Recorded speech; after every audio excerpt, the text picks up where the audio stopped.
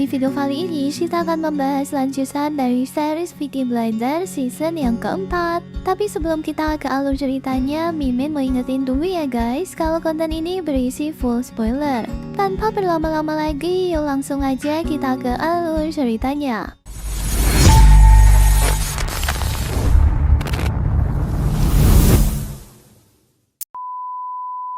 Season keempat ini dibuka dengan memperlihatkan latar di kantor polisi. Seperti yang kita tahu, di akhir season sebelumnya, Arthur, John, Polly, dan Michael telah ditangkap oleh polisi. Hari ini mereka berempat akan menjalani hukuman mati atas tindakan kejahatan yang telah mereka lakukan. Di tengah keputusasaan itu, polisi tiba-tiba membatalkan hukuman mereka. Jadi tepat sebelum hukuman dimulai, Thomas telah mengirimkan surat pada Hakim Agung yang bertuliskan bahwa semua anggota keluarganya telah dijebak. Ia juga menambahkan, jika keluarganya mendapatkan hukuman, maka Raja juga akan terseret dalam masalah ini. Mengetahui hal itu, Hakim Agung pun langsung mengutus bawahannya untuk melepaskan semua anggota keluarga Shelby. 1 tahun kemudian, Thomas Shelby terlihat mengunjungi sebuah hotel dan bertemu dengan Lizzie. Di sana, Lizzie memberikan laporan perusahaan dan daftar kegiatan yang akan dilakukan oleh Thomas. Sudah setahun lamanya, Thomas tidak bertemu dengan Arthur, John, dan Bibi Polly, karena mereka memilih untuk memulai kehidupan baru yang jauh lebih tenang. Thomas tidak mempermasalahkan hal itu, karena ia juga tidak bisa memaksa keluarganya untuk tetap berbisnis. Di markas Peaky Blinders, ada Michael yang masih setia menjadi bawahan Thomas. Di sana, ia melaporkan beberapa masalah di pabrik Peaky Blinders yang ditimbulkan oleh seorang kepala buruh wanita yang bernama Jessie Eden. Setelah itu, Thomas bertanya pada Michael mengenai keadaan Bibi Polly. Michael menjawab ia masih sama seperti sebelumnya. Sejak setahun belakangan ini, Bibi Polly sering berhalusinasi, dihantui oleh anaknya dan orang-orang yang pernah ia bunuh. Ia juga masih marah pada Thomas dan tidak pernah mau bertemu dengannya. Di sisi lain, yaitu di kediaman John Shelby, terlihat ada Shelby yang sedang berkunjung. Ia baru saja pulang dari Amerika menjalani bisnis Peaky Blinders yang ada di sana. Kembali ke kantor, Jessie Eden akhirnya datang menemui Thomas. Ia di sana sebagai perwakilan para buruh wanita untuk menyerukan ketidakadilan yang mereka dapatkan di pabrik Peaky Blinders. Ia mendesak Thomas untuk memberikan upah yang layak bagi semua pekerja wanita. Thomas kemudian mengatakan ia akan dengan senang hati menaikkan upah mereka, namun itu artinya upah pekerja lelaki juga akan diturunkan. Hal itu pun membuat Jessie ketar-ketir karena itu sama saja berarti Thomas ingin mengadu domba para pekerja. Sesampai di rumah, Mary menyerahkan beberapa surat yang diterima kepada Thomas. Di antara semua surat itu, Thomas terkejut melihat salah satu surat yang dikirim oleh Luca Changrita. Yap, Luca adalah putra sulung Tuan Changrita yang sebelumnya telah ditembak mati oleh Arthur. Thomas tahu betul surat itu adalah ancaman dari Luca yang akan balas dendam pada keluarga Shelby. Sesuai dugaan Thomas, surat yang sama juga diterima oleh Bibi Polly, keluarga Arthur, dan juga keluarga John. Luca saat ini adalah seorang bos mafia, jadi tak heran ia memiliki informasi detail tentang kehidupan semua anggota keluarga Shelby. Setelah mengunjungi John, ada juga mengunjungi Arthur Shelby. Ia sekarang menjalani bisnis peternakan di rumahnya bersama dengan Linda dan anak mereka yang bernama Billy. Di tengah pertemuan itu, Arthur mendapatkan telepon dari John terkait kiriman surat dari Luca Changrita. Arthur yang mengetahui hal itu pun merasa panik, jadi ia pun meminjam pistol dari Ada untuk berjaga-jaga. Di pelabuhan Liverpool, terlihat beberapa lelaki misterius baru saja datang dari New York. Yap, mereka adalah Luca Changrita dan beberapa anak buahnya. Setelah pergi dari rumah Arthur, Ada langsung bergegas ke rumah Thomas Shelby. Di sana, mereka pun membicarakan tentang surat dari Luca Changrita. Sama seperti Ada, Thomas juga sangat mengkhawatirkan keselamatan mereka semua. Dari laporan Moss, Luka diketahui membawa sekitar 10 orang pembunuh yang akan membantunya. Oleh sebab itulah Thomas berpikir untuk mengajak semua keluarganya kembali berkumpul di Birmingham agar mereka bisa saling melindungi satu sama lain. Karena jika mereka terpisah seperti ini, maka Luka akan lebih mudah menyerang mereka. Ia kemudian memberikan sebuah pistol untuk Ada agar ia juga bisa melindungi diri. Setelah Ada pergi, Mary kembali menemui Thomas untuk menanyakan kapan acara makan malam akan dimulai. Karena Mary terus menyebutkan tentang koki baru di rumah, Thomas pun mulai penasaran. Ternyata koki baru di rumah Thomas berasal dari Italia. Namun bukan itu saja yang mencurigakan. Asisten koki itu ternyata adalah orang suruhan Sabini. Thomas kemudian menyuruh kepala koki untuk memanggil asistennya. Dan begitu asisten itu masuk, Thomas langsung mencabik-cabik tubuhnya hingga tewas. Thomas sengaja membiarkan kepala koki tetap hidup dan dia disuruh menyampaikan pesan kepada Sabini. Keesokan harinya Thomas mengirim Michael untuk pergi menjemput John dan Ismay. Ia ingin semua keluarganya segera berkumpul di Birmingham agar mereka semua tetap aman. Sayangnya Ismay menolak ajakan Michael. Hingga akhirnya saat mereka sibuk berdebat, anak buah Luka tiba-tiba muncul dan menembak John serta Michael berkali-kali. Serangan itu pun akhirnya merenggut nyawa John Shelby, sementara Michael berada dalam kondisi yang kritis. Kematian John membuat semua anggota keluarga Shelby marah dan bersedih. Dengan kematian John, Ismay juga memutuskan untuk keluar dari keluarga Shelby dan membawa anaknya kembali ke Clan Lee. Arthur kecewa pada dirinya sendiri karena ia tak bisa melindungi adiknya. Sementara Thomas, meskipun ia juga merasa terpukul, namun ia tetap berusaha menguatkan saudaranya yang lain. Kini Thomas hanya berharap semua keluarganya mau bersatu kembali karena ia juga tak ingin kehilangan siapapun lagi. Bahkan demi melindungi mereka semua, Thomas telah merekrut seorang gangster bernama Abraham Gold untuk melindungi mereka. Selain itu, Thomas juga semakin memperkuat pertahanan dengan memberikan semua anggotanya masing-masing senjata untuk menjaga keluarga Shelby. Keesokan harinya, semua keluarga Shelby berkumpul untuk membakar jasad John. Di tengah upacara penghormatan itu, dua orang anak buah Luka terlihat mengawasi dari kejauhan sambil menyiapkan tembakan. Namun, Abraham dan anak buahnya tiba-tiba muncul dan lebih dulu membunuh para mafia tersebut. Mengetahui hal itu, Bibi Polly merasa sangat kecewa pada Thomas. Ia tak menyangka Thomas akan memanfaatkan momen pembakaran John sebagai umpan untuk anak buah Luka.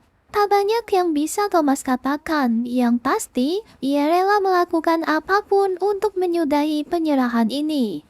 Setelah itu, Bibi Polly pergi ke rumah sakit untuk memeriksa keadaan Michael. Syukurnya Michael masih bisa diselamatkan karena kini ia sudah melewati masa kritis. Bibi Polly mengajak Michael untuk segera pindah ke Australia agar mereka bisa hidup dengan aman. Namun Michael menolak. Ia meminta ibunya untuk tetap di sana mendukung Thomas. Karena bagaimanapun juga, di situasi seperti ini, Thomas sangat membutuhkan mereka. Jika semua urusan itu sudah selesai, Michael berjanji ia akan ikut dengan ibunya kemanapun ia pergi. Setelah itu, Bibi Polly pun pergi menemui Thomas. Ia memperingati Thomas untuk selalu menyelidiki semua orang di sekitar mereka, termasuk Abraham.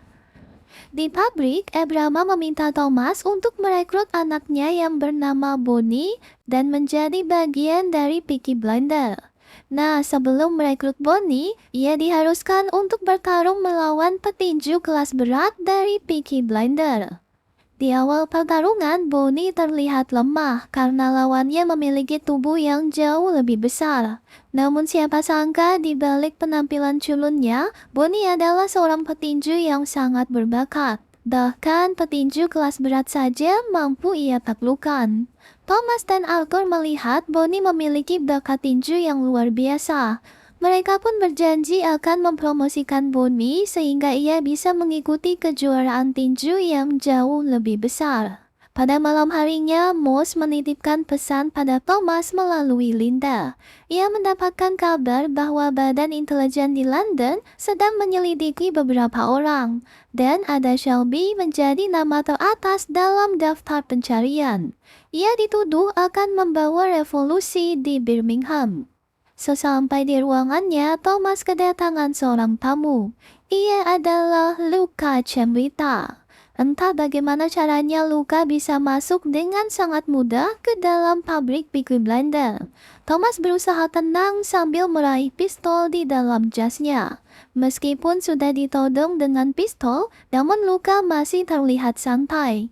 Bagaimana tidak, semua peluru di dalam pistol Thomas telah dikeluarkan oleh anak buah Luca. Ia bertekad akan membunuh semua keluarga Shelby satu persatu dan Thomas adalah targetnya yang terakhir. Karena Luca merasa tak ada apapun yang paling menyakitkan selain melihat keluarga yang kita sayangi dibunuh satu persatu.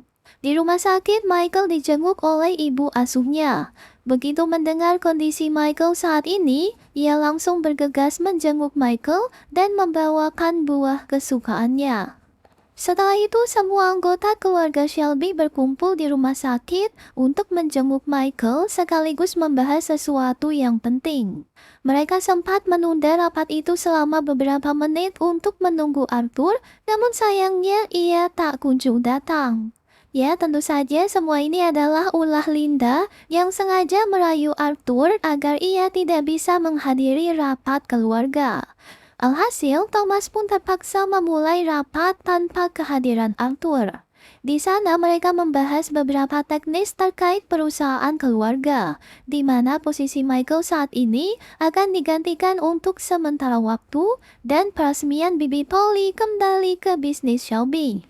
Selain itu, mereka juga membahas tentang Luca Cemrita. Thomas berencana akan menyebarkan foto keluarga Cemrita di seluruh kota. Nah, bagi siapapun yang bisa melaporkan keberadaannya, maka akan diberikan hadiah. Di pabrik, Arthur diminta oleh salah satu pegawainya untuk memeriksa pabrik cat. Sesampai di sana, Arthur langsung mengusir beberapa orang yang sedang membuat kekacauan. Saat Arthur akan pergi, ia tiba-tiba diserang oleh dua anak buah Luca. Beruntung Arthur berhasil menghindar, kemudian balik menyerang dan membunuh kedua anak buah tersebut. Lagi-lagi Arthur Shelby harus melanggar janjinya pada Tuhan karena ia sudah berjanji untuk tidak membunuh siapapun. Kembali ke pabrik, Thomas bertemu dengan Arthur. Di sana Arthur pun memberitahu Thomas bahwa ia baru saja membunuh dua anak buah Luca. Arthur menjadi emosional karena pembunuhan itu, jadi ia pun marah dan pergi begitu saja. Pada malam harinya, Thomas langsung menyelidiki kepala pabrik yang bernama Devlin. Thomas mencurigai Devlin telah bersekongkol dengan Luca, sehingga Luca bisa mengirimkan anak buahnya untuk membunuh Arthur. Namun Devlin menolak dan mengatakan bahwa ia mencurigai dua orang Italia yang mengikuti pesta komunis. Mendengar hal itu, Thomas langsung bergegas ke rumah Jesse yang merupakan salah satu anggota Partai Komunis. Di sana, Thomas pun menunjukkan foto-foto keluarga Cemrita dan menyuruh Jesse untuk menunjuk siapa orang di foto itu yang ia temui di pertemuan komunis sebelumnya. Namun, Jesse menjawab ia tidak tahu apapun. Di sebuah bar, Bibi Polly tiba-tiba menemui Luca Cemrita. Secara mengejutkan, ia menawarkan kesepakatan dengan Luca, di mana Luca boleh membunuh Thomas, tetapi ia harus melepaskan Arthur, Michael, dan yang lainnya. Keesokan harinya, Thomas didatangi oleh seorang wanita yang bernama Rose. Ia diketahui adalah seorang ibu yang anaknya mati dibunuh oleh Arthur. Ia datang ke sana bermaksud ingin mengundang Arthur untuk datang ke rumahnya sebagai tanda perdamaian. Tak ingin kejadian yang menimpa John terulang lagi, kini Thomas pun mengerahkan para anak buahnya untuk mengawal Arthur. Apalagi saat ini mereka harus tetap waspada karena kelompok Cemrita masih berada di sekitar mereka. Dan benar saja, Rose memang telah bekerja sama dengan beberapa orang Itali untuk menyerang Arthur.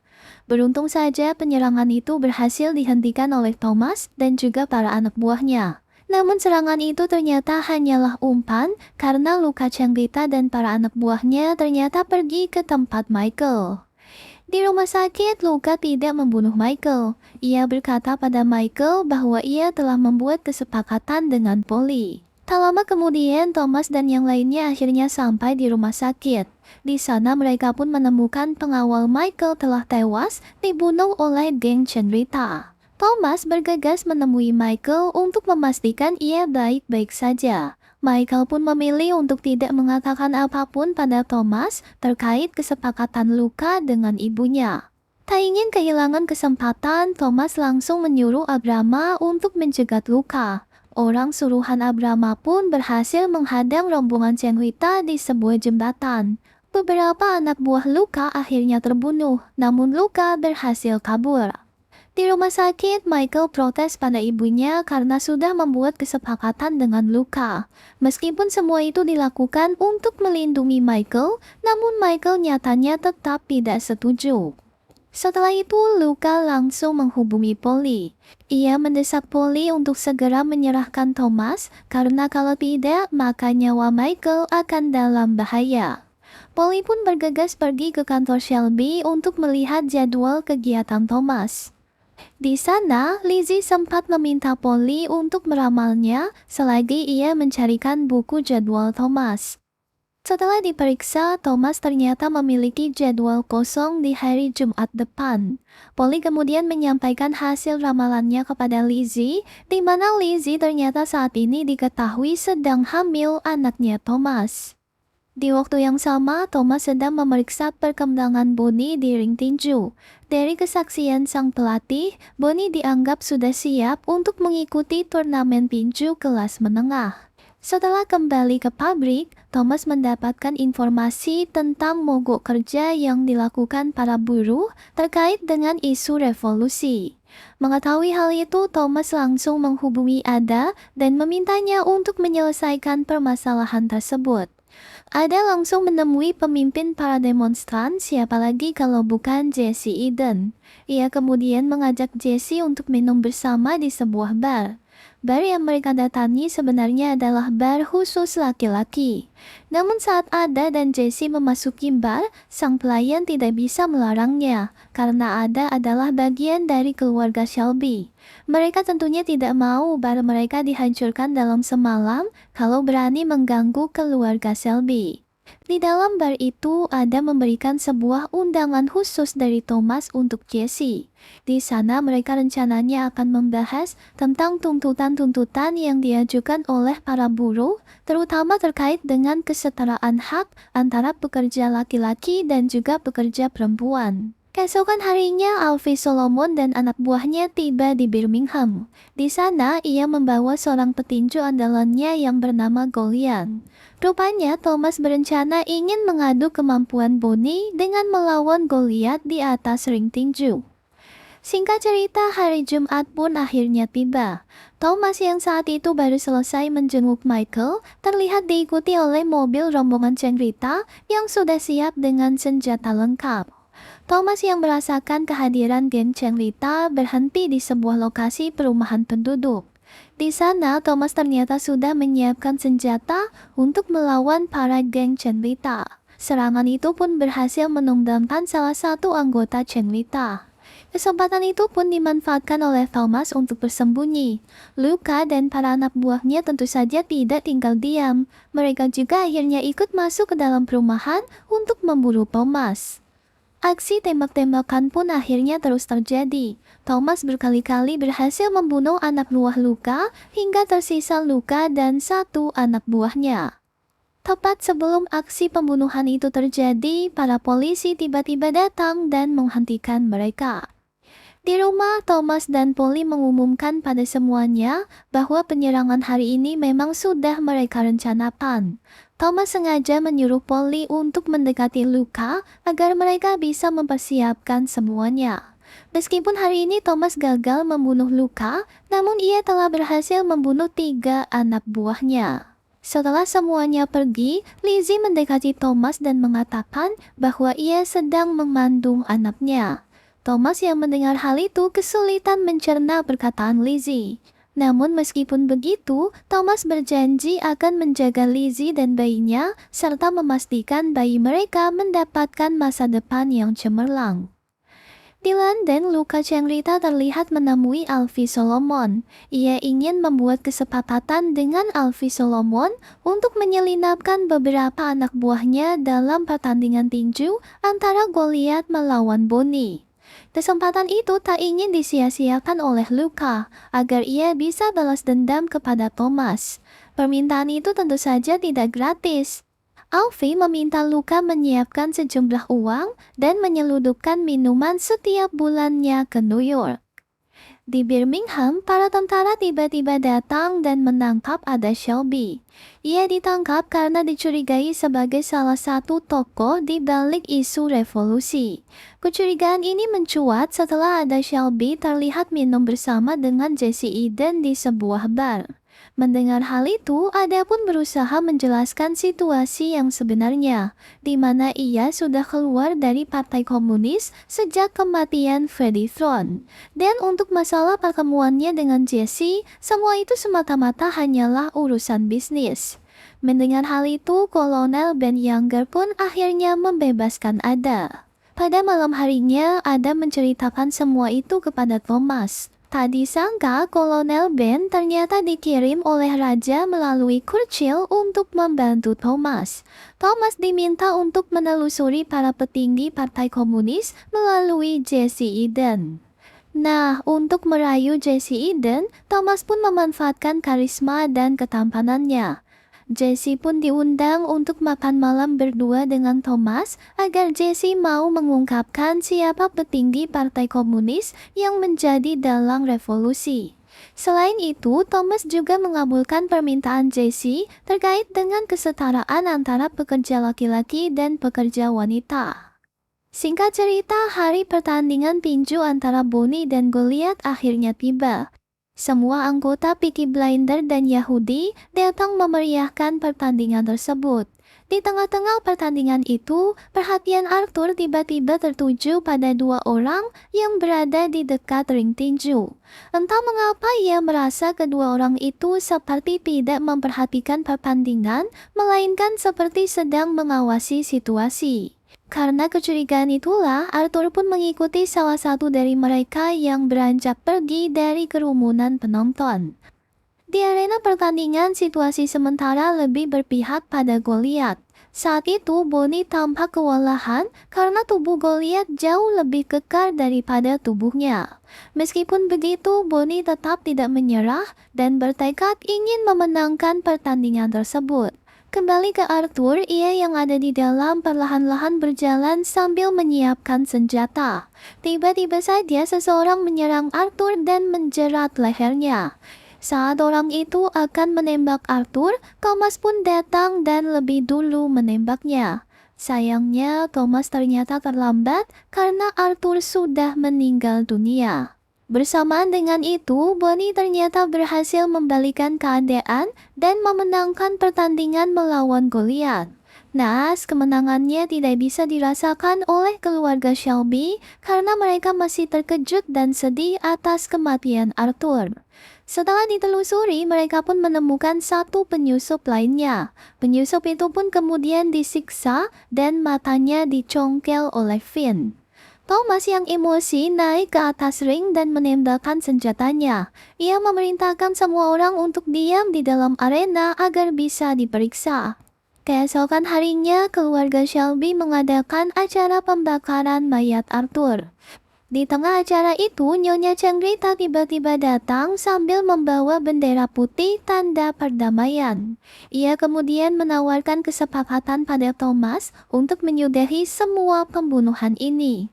Nyonya Cengrita meminta keluarga Shelby untuk menyerahkan semua bisnis mereka. Jika Thomas menolak, maka Luca tidak akan pernah berhenti sampai ia bisa membunuh mereka semua.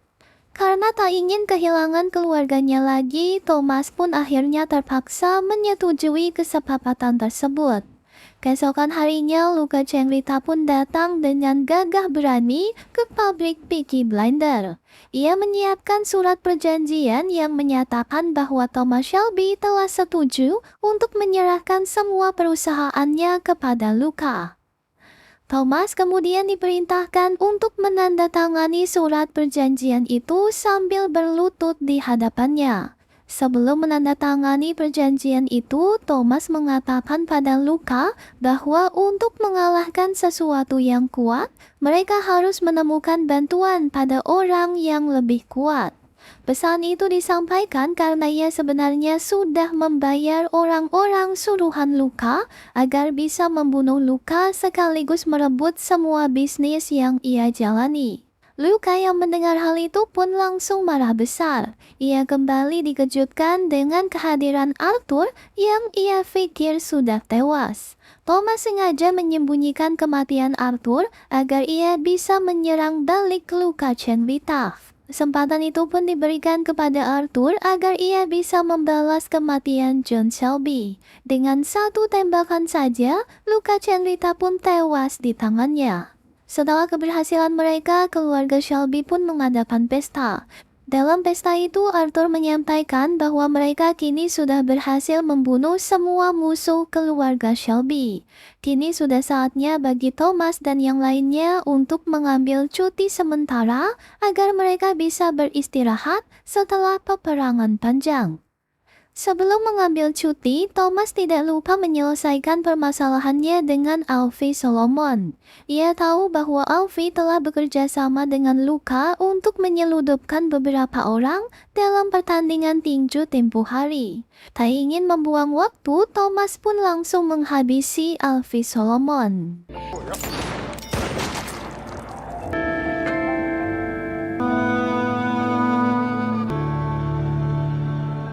3 bulan kemudian, Thomas terlihat menghabiskan waktu dengan bermain golf. Waktu libur yang ia dapatkan ternyata tidak membuat Thomas tenang atau bahagia. Ia justru terus merasa takut setiap mendengar suara tembakan dan selalu mengalami mimpi buruk. Karena hal itulah, Thomas pun memutuskan untuk kembali bekerja. Di hari pertamanya bekerja, ia pergi menemui Jesse untuk menanyakan siapa petinggi Partai Komunis yang menjadi penggerak demo para buruh. Alhasil keluarlah satu nama, yaitu Casey Douglas. Informasi itu pun langsung disampaikan oleh Thomas kepada menteri. Berkat informasi itu, Thomas pun mendapatkan imbalan terkait dengan bisnisnya dan ingin mewujudkan keinginannya untuk menyapu bersih sel revolusi.